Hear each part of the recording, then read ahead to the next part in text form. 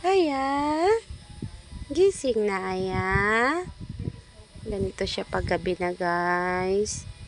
Paggabi na, gigising na yan. Ayan, tagal ng tulog niya sa araw pero paggabi gising na.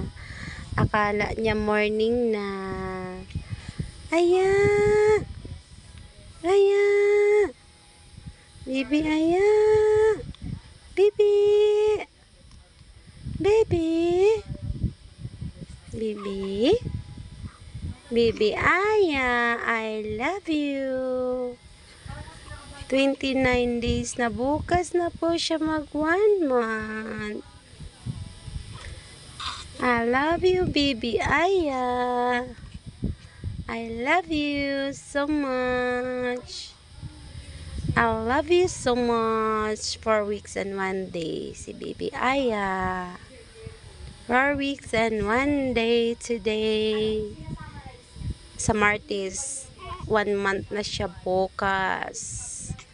Ayan. Aya girl. Hello, baby. How are you today? How are you today, my baby Aya? How are you? Are you fine? Are you okay? I love you. I love you so much. Anong nangyari dito? Bakit mas malaki pa yung ano mo, long sleeve mo kaysa sa kamay mo? Ayan, kamay. Ala, ano yun? Hala, ano yun? Umiri-iri.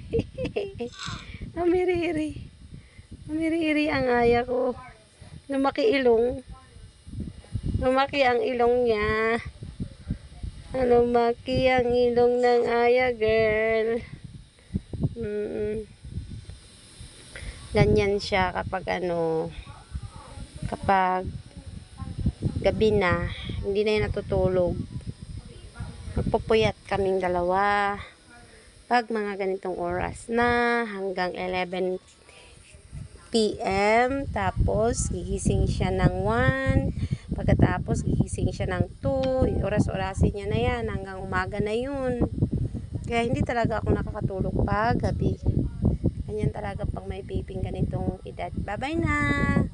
Hello everyone! Nilinisin ko muna si Bibi Aya. Bye! Laki ilong. May air siya. Ano yan?